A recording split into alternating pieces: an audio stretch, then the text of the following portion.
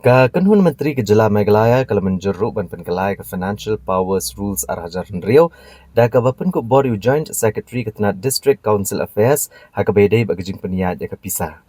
Menteri rang ba ke jela ulong ba menshwa ki District Council ki hab bandit budien ya ke bahak khajana na ke transport mining but forest. Kumta menta kin amdan kam show ikania namar lepen kamti ya ke bor hakatna District Council Affairs bagan long kum kesnat trekam bansa ke bahak khajana jong ki District Council. Bat kani kan pensuk shibu ni ki kam ki jam. Ulong baban penbet ya kania ya ke bor ban Pynïaid ke Pisa lepen kop Joint Secretary katna District Council Affairs. Namar bakamdon kono ke Head of Department jongga ni katanat kumta Joint Secretary ha ke jokopor unlong ru u Head of Department ne Director ban penkamti bat ba lapenti kena balapen kampurai kene karai.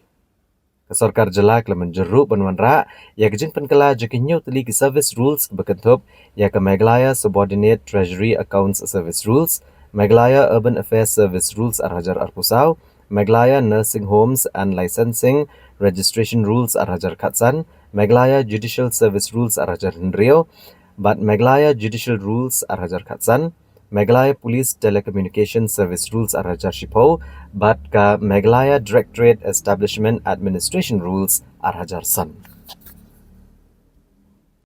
Earlier, the district councils used to get revenue, or they still get revenue, and they share from transport department, mining department, and forest department. So whenever the district councils used to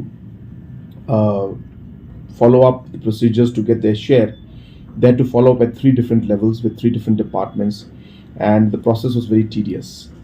So therefore, we have decided as a government now to ease the process of delegating and distributing the revenues. That DCA now will be the concerned department, or the concerned nodal department that will now disperse all the revenue shares to the district councils, and they will not have to go to mining, forest, and transport. And so now, to streamline that procedure, the financial delegation and the powers must be also with the joint secretary of the DCA, as there is no HOD of DCA. So the joint secretary is the same level as the head of department and or director, as we all know. So therefore, in line with that, to ensure that this decision is implemented properly, the financial powers now will be delegated to the joint secretary of the DCA.